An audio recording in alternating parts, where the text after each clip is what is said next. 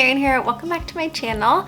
I just poured myself a cup of coffee and I wanted to sit down and have a nice little chatty, cozy video with you guys talking about mental health, my journey with mental health. So let me have a sip and let's dive right in. If you're new to my channel, welcome. My name is Marian. I make videos about being a mom and being a Jewish mom, and I'd love to have you as one of my subscribers. Just tap that red subscribe button down below.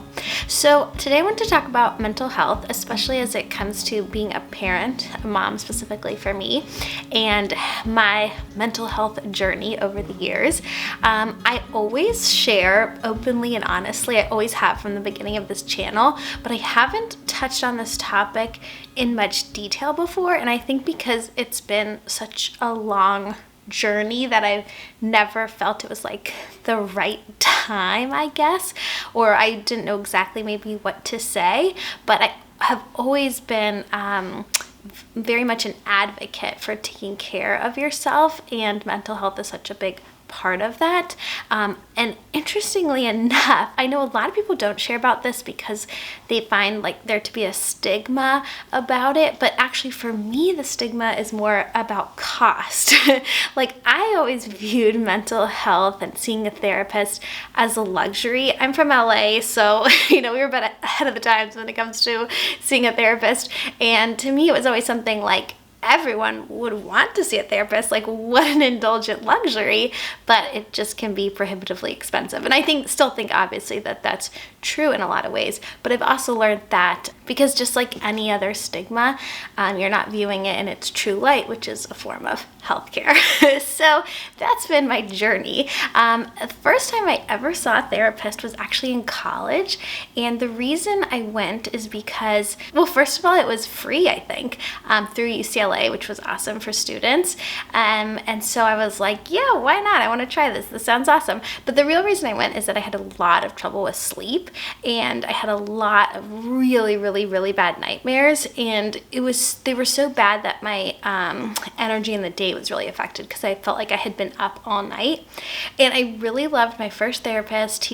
He was very he was like, I'm not a dream interpreter, and he wouldn't really specialize in sleep, but he made the connection for me that like stress in your daily life can play out in sleep. So when I went to him, I was like, I'm not stressed, like I'm really happy, but at night I'm having these horrible nightmares. And he's like, you're probably covering up during the day, kind of like masking your stress and not feeling it and not experiencing it, and that's why it's coming out in your sleep. So that was actually really helpful for me, and that's kind of been my journey of call it feel, deal, heal. Like you need to feel the feelings and deal with them if you're going to heal with them and not have them come out in other ways.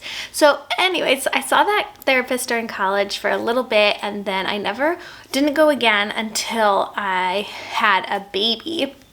And I started going when my son was born. I thought was postpartum, not postpartum depression, but maybe postpartum anxiety. I was really anxious to go back to work, and it turned out like years gone by looking back that going back to work full time was just not the right decision for me. That it wasn't just like my anxiety acting up, it was my body telling myself like, this is not meant for you. You're meant to be a YouTuber. So in the end, I stopped working full time and followed this career path on YouTube so that I could completely manage my own schedule and be full-time home with the kids.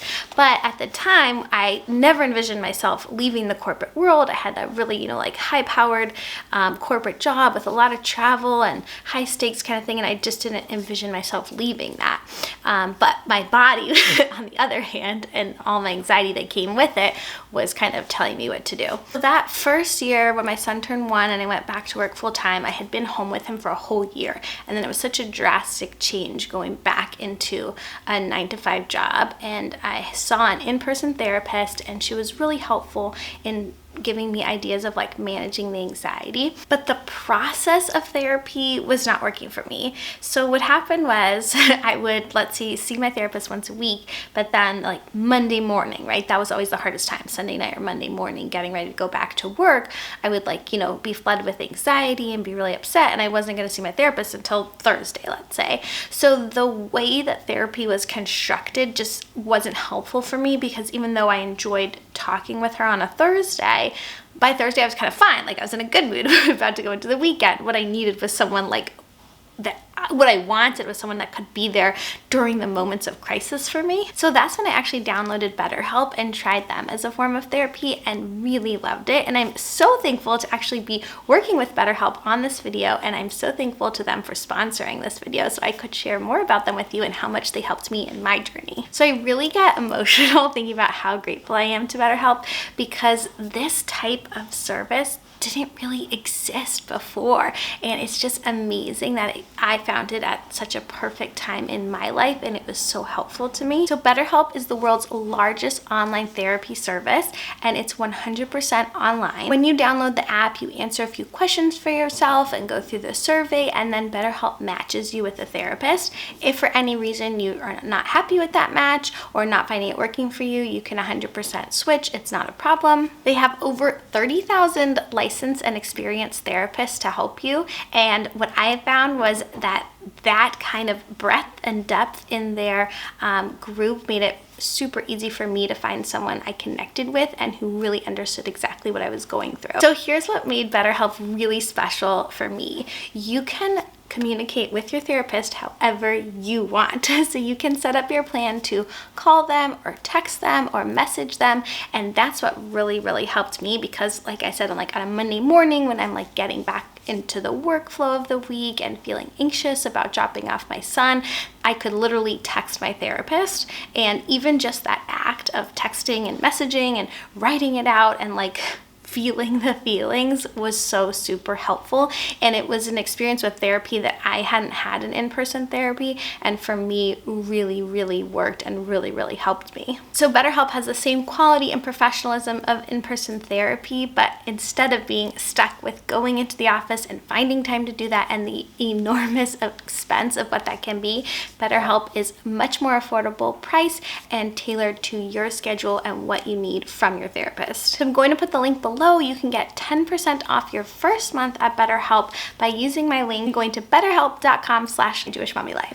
So after that experience with BetterHelp and that therapist who was so helpful to me, what I learned is that by communicating all my feelings instead of just like shoving them down, I ended up sleeping better, which is really, really just astounding to me, because for so many years, like as far back as I can remember, I just really struggled with nightmares during my sleep, and that like not full, I don't know, REM sleep or whatever you call it. And so just being like exhausted a lot of the time and having these really bad nightmares, but then being confused because in the day, like I was feeling fine. So now when I get anxious or upset, I process the feelings and like feel them, and they're not affecting me at night anymore. I mean, I still do have nightmares like from time to time, but it's much more in the normal range. So I'm very, very much appreciative of that. Another thing that I've really been championing is learning as much as you can by reading helpful books and following helpful Instagram accounts. There's a few Instagram therapists and some on YouTube as well who just share such incredibly insightful information. And if you've never learned about mental health, which so few of us have in school and that kind of thing, it's really amazing when an actual therapist describes things and you're like, oh wow, I've experienced that, or that resonates with me. Like this isn't some weird thing, you know, it's an actual documented way that the human brain works. A lot of like the fight or flight response and how your can be like triggered into activating that. And then in the parenthood zone, a lot of how things you experience with your kids can really remind you of your own childhood, and a lot of like reparenting that comes along with it. So my therapist always talks to me about being my own best mom. One of the things I've been working on recently is the idea of you can love yourself as much as you want to be loved, and you can take care of yourself as much as you want to be taken care of. And that was very much a mental shift for me. Often I would go through life and be like, oh, why don't I have this, or why can't this happen? And, feeling like I'm not deserving of something, or, I shouldn't treat myself in that way. And so I've had the mental shift since being a parent of taking care of myself the same way I take care of my kids. So for example, like I always would buy them, like new clothes for the season, make sure they have absolutely everything they need for school, and, make their rooms beautiful. And then my stuff always came last, right? Like I was wearing we just went to the beach, for example, and I was wearing my maternity bathing suit that I've absolutely had since my first son was born. So at least 8 years now, and I'm not pregnant, and I'm still wearing like the old maternity suit.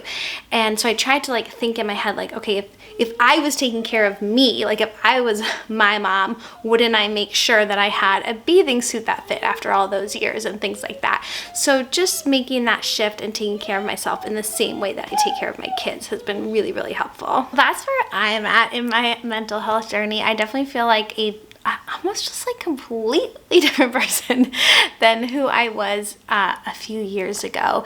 And the experience of being vulnerable and being my honest self has actually helped me become a lot closer to my friends. And that's kind of been another one of these like magical consequences that I didn't envision when I first started in this journey. And now, because I'm not like always masking everything and always being like, everything's great, I instead have made such deeper connections with my friends, because when we share, we're being completely honest and vulnerable and supporting each other, and it's made for like such deeper relationships. So that's been this like beautiful thing that's also come out of being a more honest person and showing up in a more vulnerable way, not just in therapy, but in my real relationships as well. So I hope sharing with you guys has maybe made you think of different things in your own mental health journey. Thank you so much to BetterHelp for sponsoring this video. I'll put all the links down below if you want to check them out, and let me know if you have any questions that I can answer. Don't forget to hit thumbs up if you like this video and the red subscribe button down below, and I'll see you in the next one. Bye!